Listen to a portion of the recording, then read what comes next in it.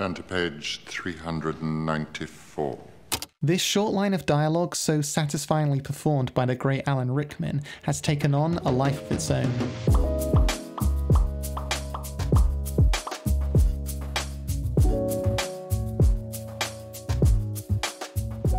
Barely over 2 minutes in length, this scene became a fan favourite from The Prisoner of Azkaban, in part due to Alan Rickman's delectable delivery, but also due to how well crafted the script is, with its use of repetition.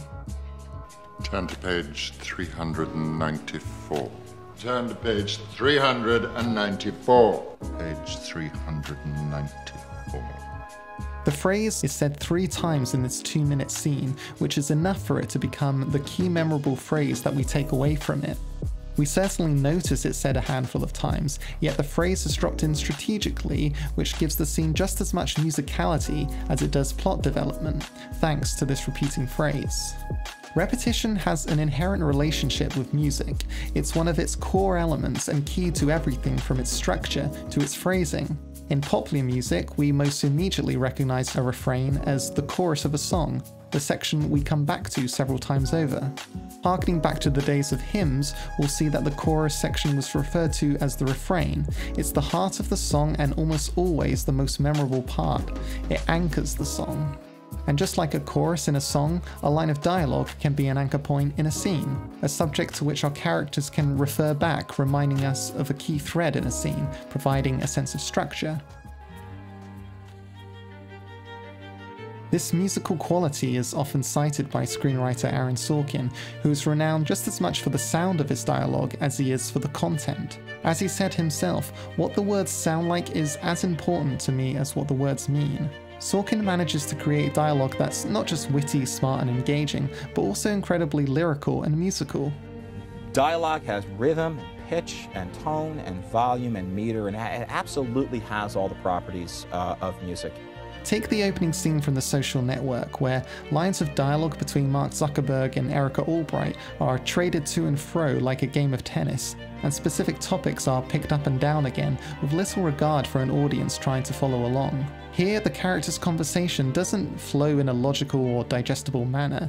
Instead, Mark, without warning, dips in and out of different strands of the conversation, inevitably leading to a myriad of misunderstandings between the two characters. The point at which we join the conversation is where Mark brings up a statistic about China. However, this is almost a red herring for him to pivot into the topic of distinguishing himself. How do you distinguish yourself in a population of people who all got 1600 on their SATs? I didn't know they take SATs in China. They don't. I wasn't talking about China anymore. I was talking about me.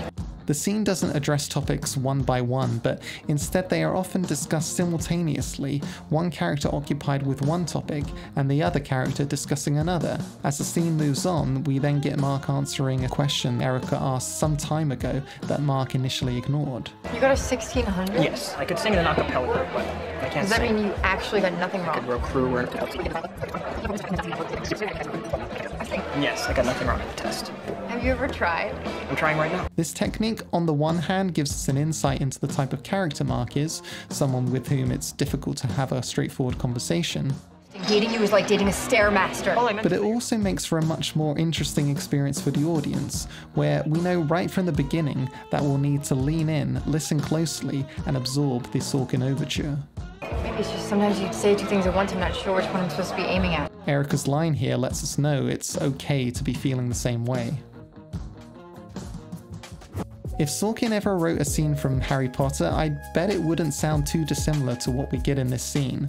Not only does the refrain bookend the scene, it also appears for a second time approximately 1/3 of the way through. The gaps between the repetition are akin to gaps that verses provide in between choruses in a song. Having the scene both start and end with the phrase, creating this bookend effect, is the most obvious sign that thought went into the structure of this scene. How often have you seen a film where the last scene harkens back to the very first scene? It gives the piece a sense of completion that we've come full circle and told the story we intended to tell.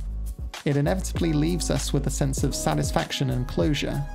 A nonlinear structure is commonplace in music, however in film it's a technique that has to be done with care in order to not confuse or alienate the audience.